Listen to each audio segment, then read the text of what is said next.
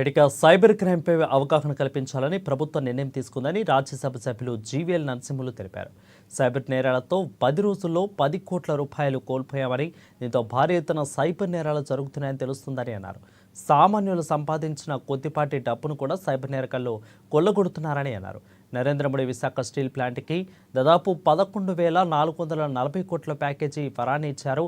ఇక వారికి ధన్యవాదాలు తెలియజేస్తున్నట్లు జీవీఎల్ నరసింహులు తెలిపారు.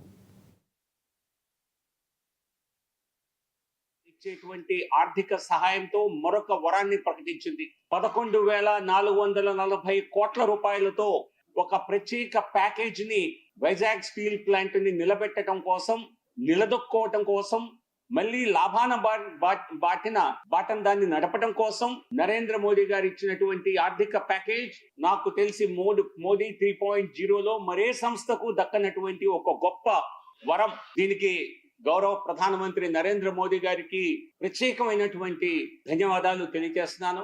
అలాగే రాష్ట్రంలో కూటమి ప్రభుత్వం ఏర్పడిన తర్వాత అన్ని అంశాల్లో రాష్ట్రం ముందుకు వెళ్తోంది.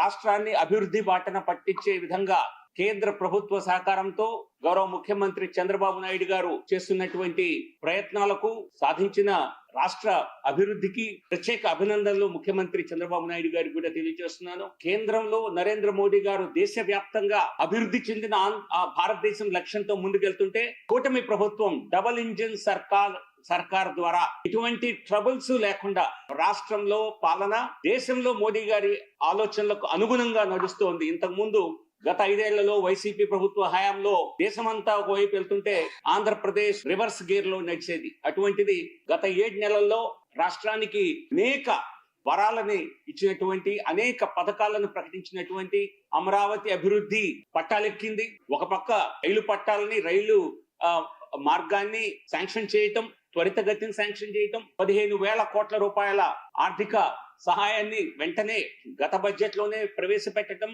అనౌన్స్ చేయటం, ఆ నిధులు సమకూర్చటం, మరి అమరావతి నిర్మాణం కలగాకుండా అది